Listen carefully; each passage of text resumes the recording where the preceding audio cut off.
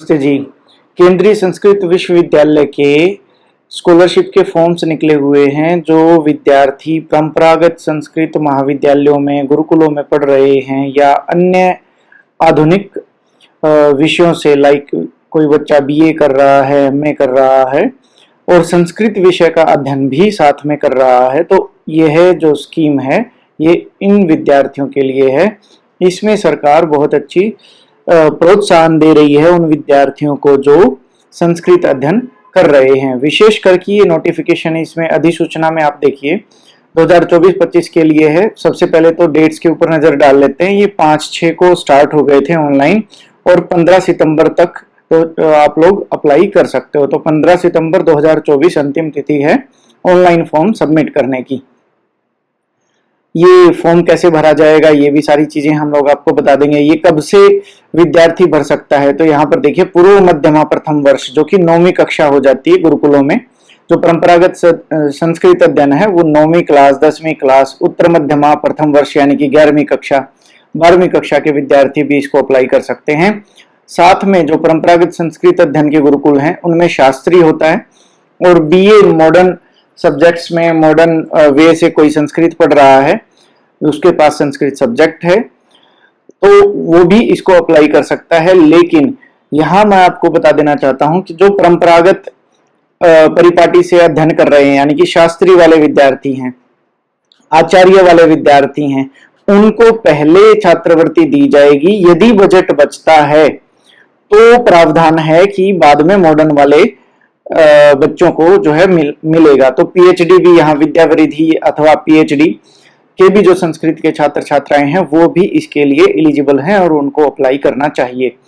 तो ये तो मुख्य रूप से हमने इसको देख लिया है नोटिफिकेशन को, जो कि सेंट्रल संस्कृत यूनिवर्सिटी के पोर्टल के ऊपर उपलब्ध है। ये जो scholarship.csu.co.in जो लिंक है, इसका लिंक हम आपको डिस्क्रिप्शन में भी दे देंगे ताकि आप इस लिंक पर जाकर के नोटिफिकेशन भी देख सकें और इसको अप्लाई कैसे करना है वो भी देख सकें। तो जैसे ही हम लोग इस लिंक के ऊपर क्लिक करते हैं तो ये देखिए ऐसा इंटरफेस सामने आ जाएगा। पहले आपको लॉगिन रजिस्टर करना है क्योंकि आप तो पहले रजिस्टर हो नहीं इस पे। तो यहाँ आप अपना नाम डाल दीजिएगा। सपोज आपने नितेश अपना नाम डाल दिया, आपकी ईमेल आईडी डाल दी @gmail या याहू हॉटमेल, जो भी अपना पासवर्ड सेट कर लीजिए। फिर मोबाइल नंबर आप अपना डाल दीजिए और मैं रैंडम कुछ भी डाल करके आपको दिखा देता हूँ और पासवर्ड भी आप डालेंगे और रजिस्टर के बटन पे क्लिक करना, रजिस्टर हो जाएगा, रजिस्ट्रेशन सक्सेसफुल। फिर उसके बाद आप अपना लॉगिन कीजिएगा। जो आपने ईमेल आईडी डाली थी वो ईमेल आईडी डालिएगा और यहाँ अपना पासवर्ड डालिएगा।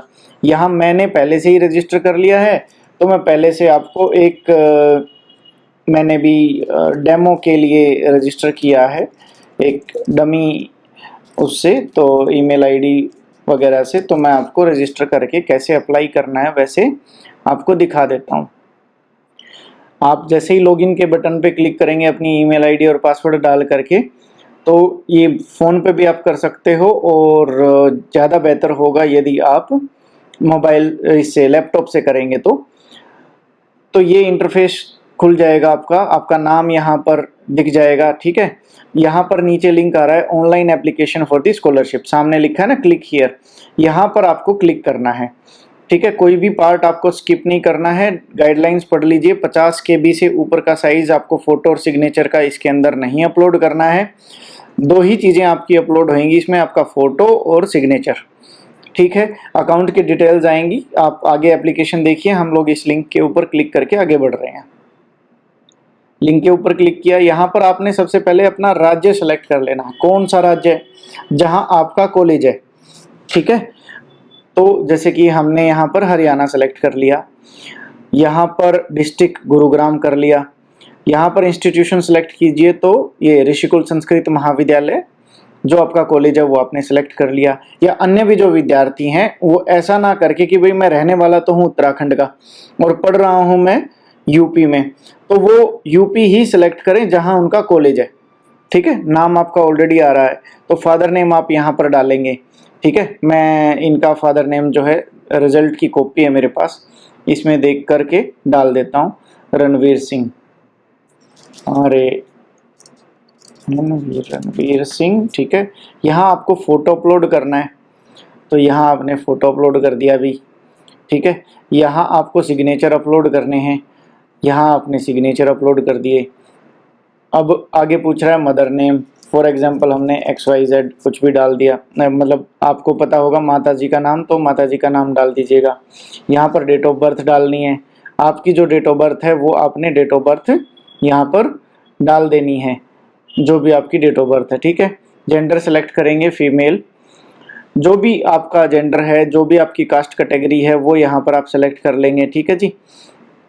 इसके बाद आप अपना एड्रेस डाल देंगे यहाँ पर, ठीक है।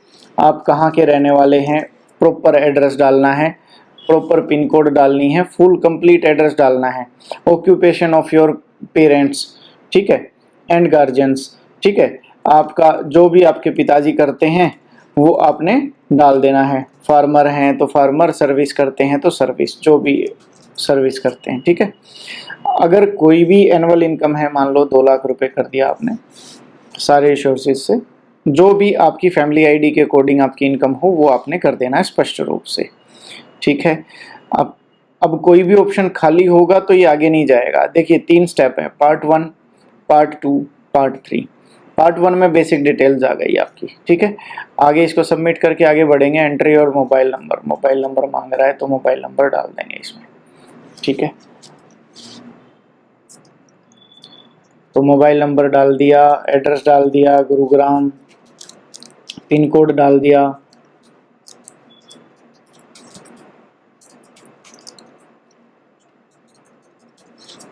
और आप आगे बढ़ गए। You can not upload photo size more than 50 KB, ठीक है। तो आपको इसका फोटो का साइज रिड्यूस कर लेना है, ऑनलाइन भी हो जाता है। रिड्यूस इमेज साइज पे क्लिक करेंगे तो वो उसको यहाँ पर अपलोड कीजिएगा। बहुत सारी वेबसाइट हैं, आप अपना फ़ोटो का साइज़ यहाँ पर अपलोड करके सेलेक्ट करके इमेज को, ये सबसे आसान तरीका है। अदरवाइज़ आप सिंपल PC यूज़ कर रहे हैं तो उससे भी हो जाएगा, ठीक है।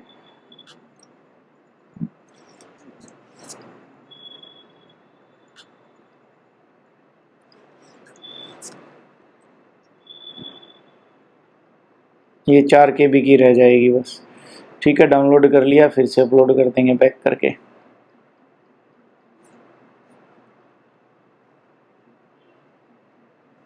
बाकी की सारी चीज़ें भरी हुई थी। यहाँ पर आप देखिए दोबारा से आपको ये करना पड़ेगा। स्टेट हरियाणा सेलेक्ट किया, डिस्ट्रिक्ट गुरुग्राम।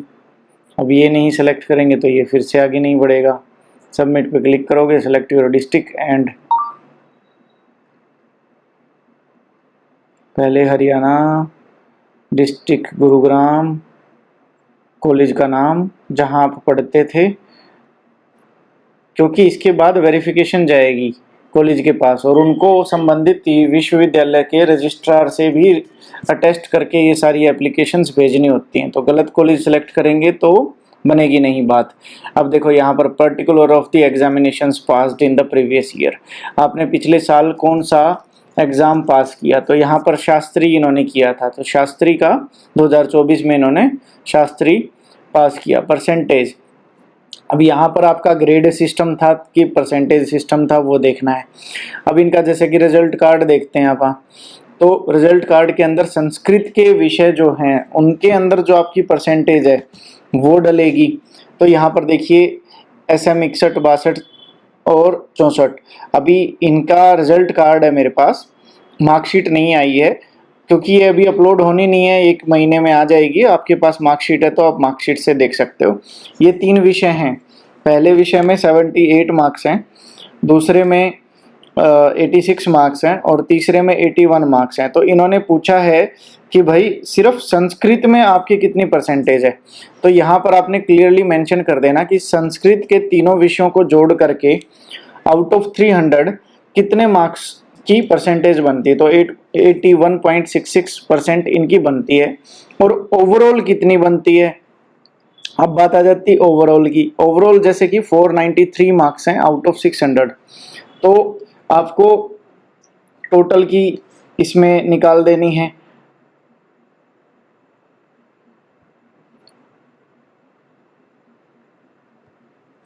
$82.16, तो यहाँ पर अपन लिख देंगे जो आपकी सभी विषयों में मिला करके टोटल आपकी जो परसेंटेज है वो, जो आपका कॉलेज के अंदर जो आईडी कार्ड इशू हुआ है उसका आपको रेंडमली कुछ भी नंबर आपका जो उसके ऊपर आईडी कार्ड है उसके ऊपर देख लीजिएगा क्या रोल नंबर आपका डला हुआ आईडी कार्ड नंबर वो डाल देना है। आपने इसके अंदर देख लेना है कि भाई आपका जो संस्कृत का सब्जेक्ट है वो माइनर है, ऑप्शनल है, इलेक्टिव है। अब शास्त्री में तो हमेशा होता ही मेजर सब्जेक्ट है संस्कृत, क्योंकि आप ट्रेडिशनल स्ट्रीम से पढ़ रहे थे। अब इन्होंने यहाँ पर बता भी दिया कि भाई ट्रेडिशनल स्ट्रीम कौन सी होती है और मॉडर्न कौन सी होती है। अब ट्रेडिशनल स्ट्रीम की पहचानने की क्या तरीका होता है कि इसमें एटलीस्ट 2 संस्कृत के पेपर्स हों। अपने वाले में तो 3 थे, शास्त्री में तो। और मॉडर्न में क्या होता है कि एक ही सब्जेक्ट होता है संस्कृत का। अब इस विद्यार्थी की क्या थी, ट्रेडिशनल। ध्यान रखें शास्त्री वाले विद्यार्थियों को यहाँ पर ट्रेडिशनल सेलेक्ट करना है, आचार्य वालों को यहाँ ट्रेडिशनल, जो पूर्व मध्यमा उत्तर मध्यमा कर रहे हैं उनको भी यहाँ ट्रेडिशनल सब्जेक्ट जो स्ट्रीम है ट्रेडिशनल को सिलेक्ट करना है। प्रेजेंट क्लास, अब ये पहले शास्त्री प्रथम वर्ष में थे, अब शास्त्री द्वितीय वर्ष में हो गए हैं। प्रेजेंट क्लास 2024-25 सेशन चल रहा है। अब यहाँ पर सब्जेक्ट कौन कौन से हैं इनके, तो वो यहाँ पर आपको सारे के सारे अपने सब्जेक्ट डालने हैं। जैसे कि संस्कृत साहित्यम है हमारे वालों के पास, यहाँ स्टूडेंट्स के पास।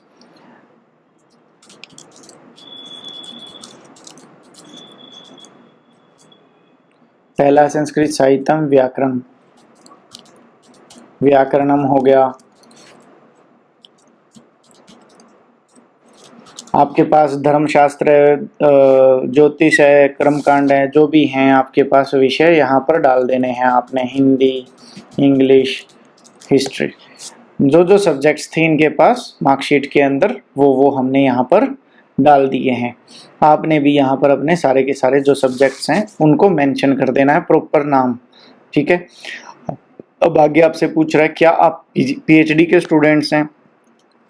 पीएचडी यदि आप संस्कृत से करते हो तो सरकार आपको सेंट्रल संस्कृत यूनिवर्सिटी के माध्यम से 25,000 रुपये तक की छात्रवृत्ति हर वर्ष देती है आपके शोध कार्य में आपकी मदद करने के लिए। वो आप गाइडलाइंस पढ़ेंगे आगे तो सरकार आपकी क्या क्या मदद करने वाली है यदि आप संस्कृत पढ़ते हैं आगे और जुड़े रहते हैं तो उन चीज़ों के लिए।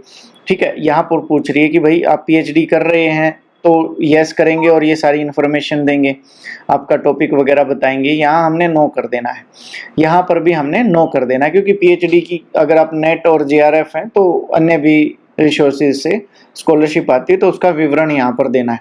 यहाँ पर आपने नोट को सिलेक्ट कर देना है, डिस्क्लेमर को, और सबमिट और प्रोसीड फॉर दी पार्ट 3 कर देना है। ठीक है जी। यहाँ पर आपको क्या डालना है, यहाँ पर अपनी अकाउंट की डिटेल्स डालनी है आपने।